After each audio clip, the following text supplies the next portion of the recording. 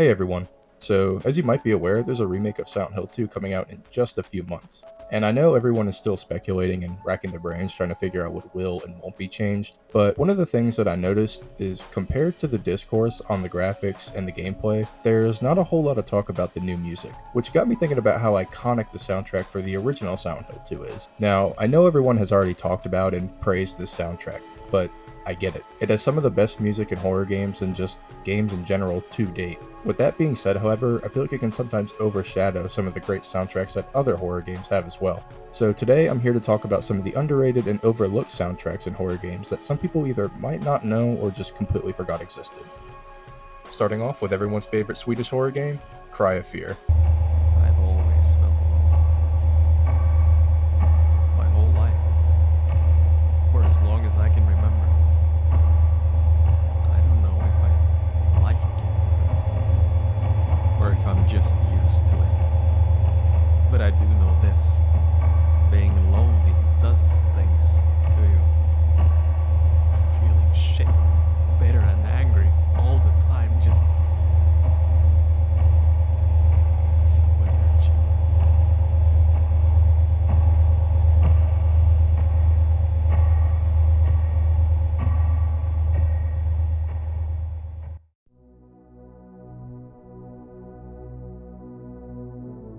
Cry of Fear is such a fantastic horror game, and it's one of my favorites that the genre has to offer. I remember downloading the game when I was about 15 years old, and then uninstalling it almost immediately, as it was extremely scary to me at the time. I couldn't even get past the apartments.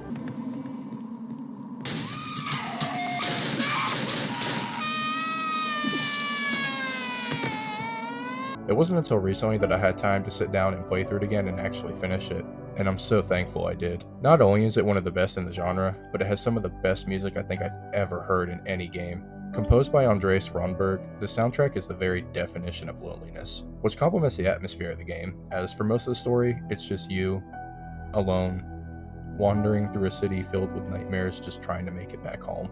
Along the way you will meet some other characters, but they always seem detached from you in a way. What the? Sophie? What the hell are you doing here? Oh, hi, Simon. Oh, hi, Mark. What? Like they never truly understand what you're saying to them. Fucking city is crawling with monsters and I'm just... I mean, suddenly you just turn up on these rooftops? What are you doing here? Are you hurt? Monsters? Simon, you're scaring me. Or they just dismiss your feelings completely. Wait, why are you wearing a gas mask? Are you stupid or something? I think the soundtrack conveys this feeling perfectly. Don't get me wrong though, there's definitely tracks that'll leave you on edge. I mean, who could forget the maze room and the beautiful melody that accompanies it?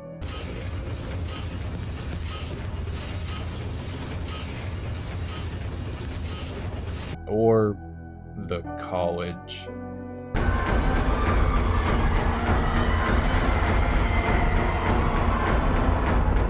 Anyway, these feelings of loneliness and isolation, the feeling that you're trapped within yourself, some of the best tracks that really emanate these feelings are Sophie, Dark City, Brandon, and my personal favorite, Crow.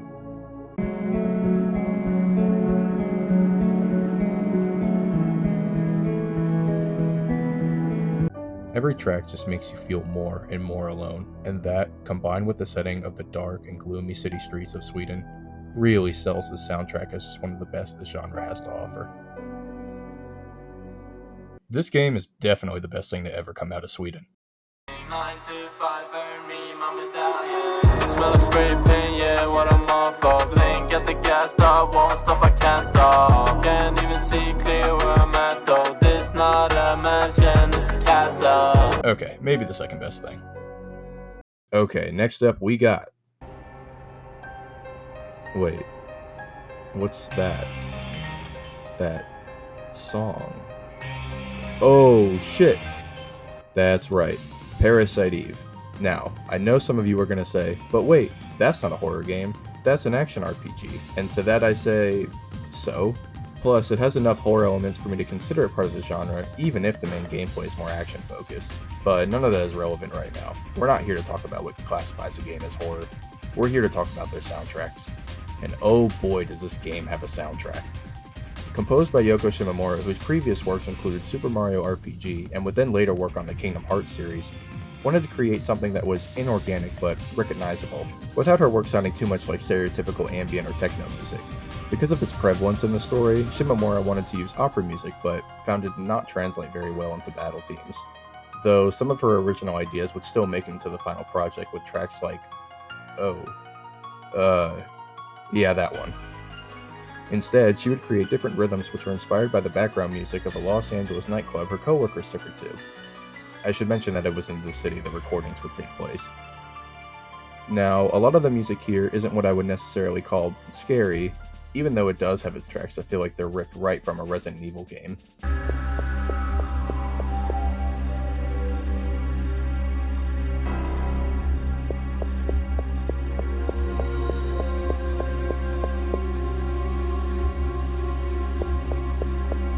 Instead, a lot of the tracks feel like they create this sense of urgency, which is pretty fitting for the story of the game, as you're tasked with stopping a woman who plans to destroy the human race through spontaneous combustion.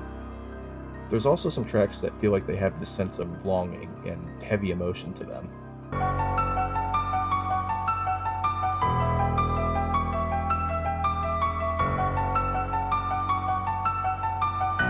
Then you just have some absolute bangers like this one.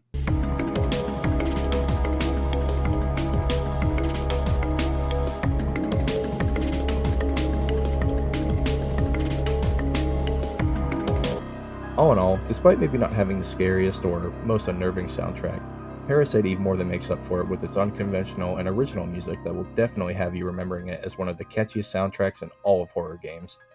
Now we get to talk about one of my favorite and, in my opinion, one of the most underrated sci-fi horror games out there. Arcane Studios' Prey. Taking place on a space station called Talos 1 while in orbit, you are tasked with surviving and escaping due to the hostile aliens known as Typhon breaching their confinement and wreaking havoc. While you explore the space station, you'll be accompanied by not only the haunting tracks which remind you how isolated you are and the kind of threat that's after you, but also some that sound like they're straight out of a cyberpunk movie. So fast, sailing ships, the outer rim, the innocence, the lovely air, the wind it breathes, they come. The music here was mostly composed by Mick Gordon, who also worked on the Doom and Wolfenstein franchises, along with some others like Matt Pearsall, Ben Crossbones, and even the game's director. And I think the job they did was fantastic. I mean, these tracks really convey the feelings of loneliness and emptiness that permeate the story while you wander around Talos 1 looking to make your escape. Here you'll be comforted by tracks such as Human Elements or the aptly named Everything Is Going to Be Okay.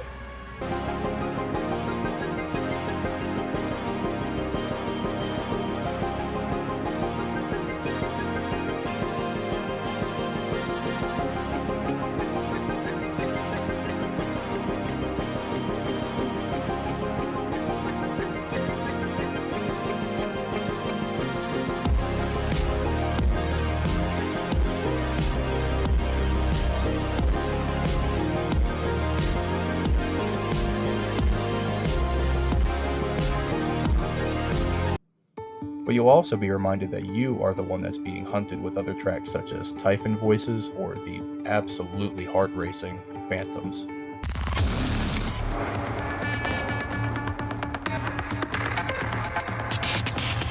There's even some really great tracks that just never made it into the final game, such as Neuromods or December and January.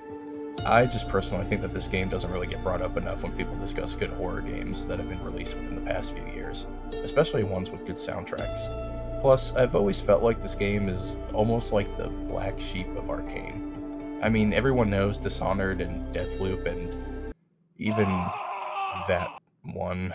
But I feel like a lot of people either forgot that Prey existed or just never even played it. And I think that's just a real shame considering how good not only the soundtrack is, but the gameplay as well. Well, not to worry because I'm sure the studio will have no issues making something like that again. Oh. Well, moving on then.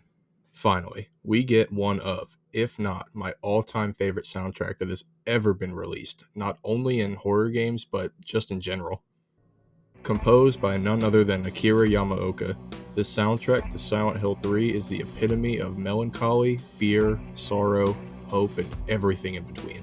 Coming full circle, I know people are going to mention Silent Hill 2 and how brilliant that soundtrack is, and while I do wholeheartedly agree, there's just something about Silent Hill 3's soundtrack that does it for me. Something that fills me with a sense of longing, a sense of nostalgia.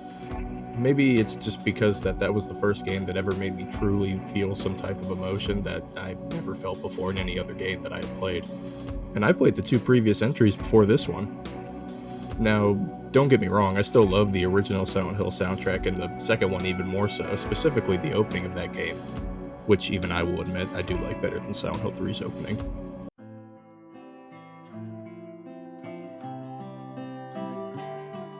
I got a letter. The name on the envelope said Mary. My wife's name. It's ridiculous. Couldn't possibly be true. That's what I keep telling myself. A dead person can't write a letter. Mary died of that damn disease 3 years ago. So then, why am I looking for her? Also, this was one of the first games that incorporated lyrics into its music, and that always stuck out to me. And personally, I just have this really vivid memory of playing Silent Hill 3 and getting to the part where Heather is trying to get away from Douglas and ends up going into the woman's bathroom. Here you can see the light from the outside bleeding into the room, and when she escapes through the back window, you're presented with this orange sky. All while this song plays.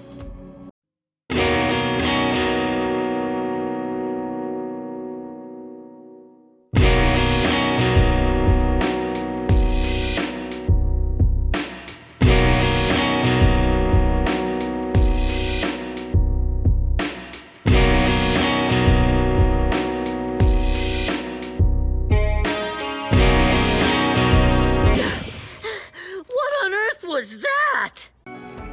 This is my favorite song in the entire game. This is my favorite song in the entire franchise. It just radiates this melancholy and nostalgic energy, and it had such an impact on me.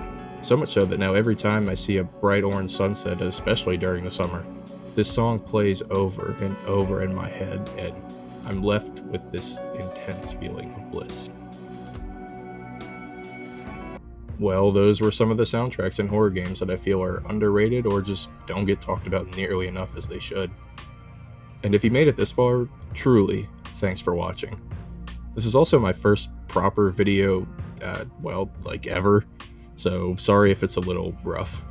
Oh, and if you have any other soundtracks that you feel like should have been mentioned here, please feel free to let me know.